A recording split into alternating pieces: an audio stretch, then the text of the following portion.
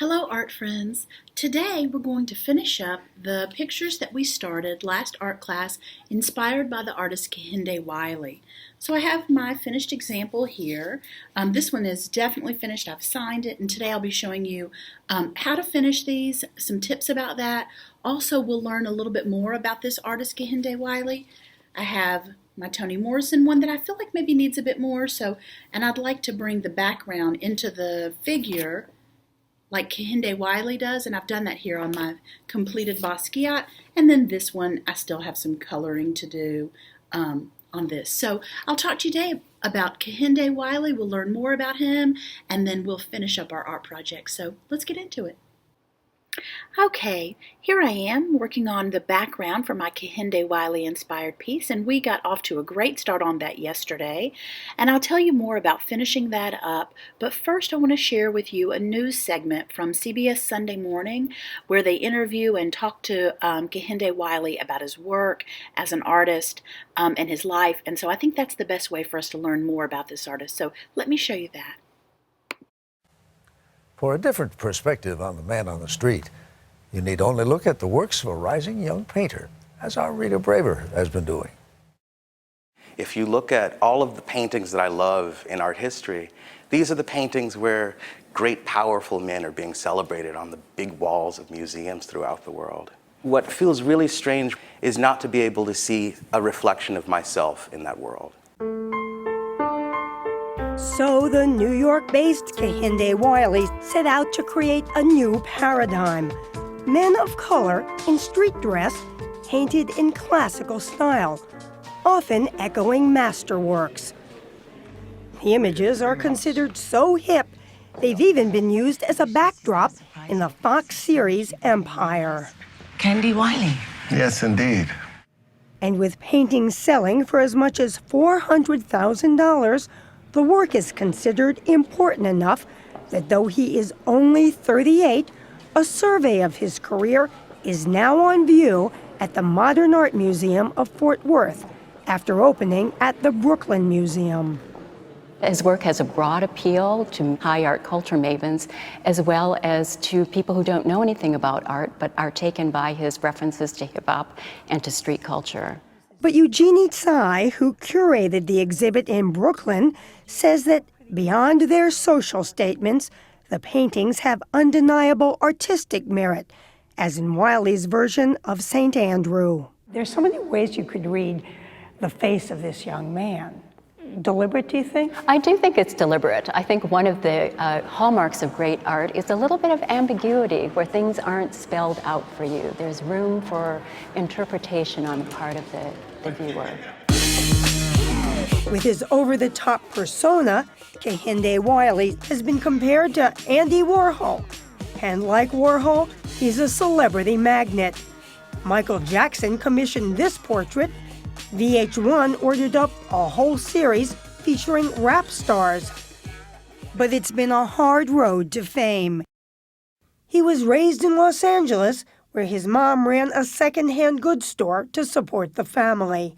About how old were you when it started to click that, hey, this is what I like to do, art's what I'm all about? My mother sent me to art classes at the age of 11. I began to have kids around me say, will you make drawings for me? Will you make a painting for me? And it really clicked. He was good enough to earn a Master's of Fine Arts from Yale, and in 2002, a prestigious artist-in-residence slot at the Studio Museum in Harlem.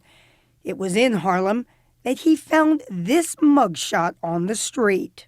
It crystallized something that I'd been thinking about for a very long time, which is that black men have been giving very little in this world, and that I, as an artist, have the power and the potential and the will to do something about it.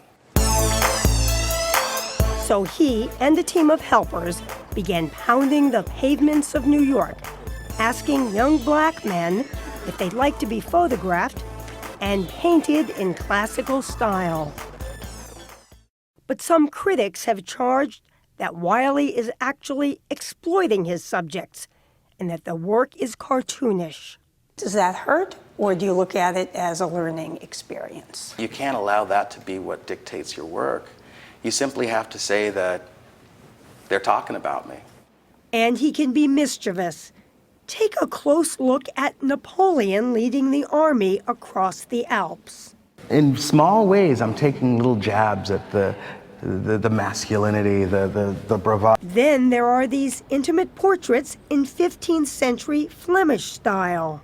So I know that this particular portrait has a special meaning for you. Well, this is the first time I've done a portrait of someone that I'm romantically involved with. This is Craig Fletcher, my partner of 3 years. And I think this is a perfect way of having artistic inspiration and personal stories sort of come together. Wiley has traveled the world painting young men from Brazil to Morocco to Israel. And now he's added women to his artistic repertoire. Excuse me. As shown in the PBS documentary, An Economy of Grace, he once again chose models from the New York streets. I can tell when you're getting into it. You're like, all right, yeah. But this time, he didn't paint them in their street clothes, but in designer gowns and fantastic hairdos.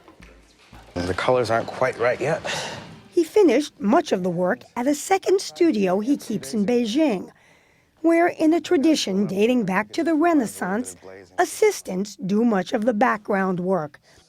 This is a rare Wiley painting where the subject turns away from us. What it does is it heightens the picture even more, so it charges the space because we want it more. And right now, the world seems to want more of Kehinde Wiley, which still amazes him. I started making work that I assumed would be far too garish, far too decadent, far too black for the world to care about. I, to this day, am thankful to whatever force there is out there that allows me to get away with painting the stories of people like me. The final thing before we get back to our project that I want to show you is one of Kehinde Wiley's most famous paintings, and that is the portrait that he did of Barack Obama, which hangs in the Smithsonian's National Portrait Gallery where they have presidential portraits. And so this is arguably one of his most famous paintings of our former president, Barack Obama, who selected Wiley to paint his portrait. So a real honor there, and something that I wanted y'all to know about before we get back into our project. So here we go. Okay, guys, so now we know a little bit more about the artist Kehinde Wiley, and we're ready to get started on finishing up our Wiley-inspired pictures. Now, before I cut this Basquiat, before I cut the figure out to attach to the background, I'm creating some imagery that mimics that looks like what's going on in the background to have go on top of the figure. What Wiley does in his artwork is he'll have parts of the background imagery come in front in the foreground. Background's what is behind the figure, foreground's what's in front of the picture. And so he unifies the background and the foreground by having some of those background images come on top of the figure to connect those two parts, since the style of the painting is really different from the background of the foreground. So that helps unify it, help everything feel like it belongs together. You can use some scrap paper for that, or here I'm using the photocopy, so I had some extra room there. I took the little label for Basquiat to attach to the back so I can remember who that artist is, and now I'm obviously, in fast forward here, cutting out my image of Basquiat. Better to leave a little of the white edge than to cut off any of your figure. So if you need to leave a little white edge, that's fine. What you don't want to do is cut off any of that person. And so getting so close to the person, especially with Basquiat, like his hair was a lot of detailed cutting, you can go a little bit just outside that line and leave a little bit of the white and even color it in to match the background.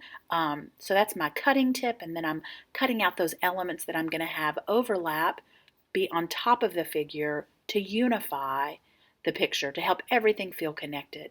And then I'm throwing away those scraps. Did you see that handful of scraps? And now I'm ready to glue my figure and then decide where to place my other elements. And This I'm going to discourage you from doing. I went back in with black crayon and I kind of wish I hadn't. So if I were you, I would skip this step. Don't go in with the black. It's a little too risky, and you could mess up your picture, and we don't want that to happen.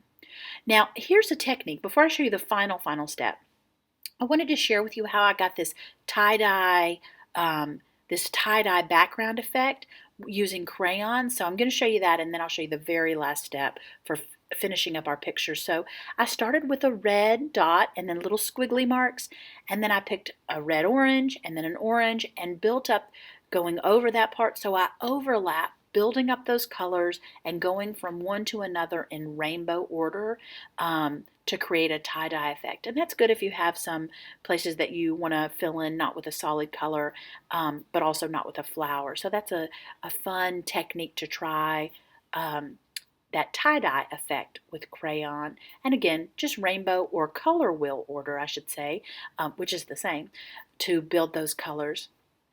And you don't have to fill in all the white space. On my Toni Morrison one, I had some white space, and that's fine. You don't have to cover the entire background.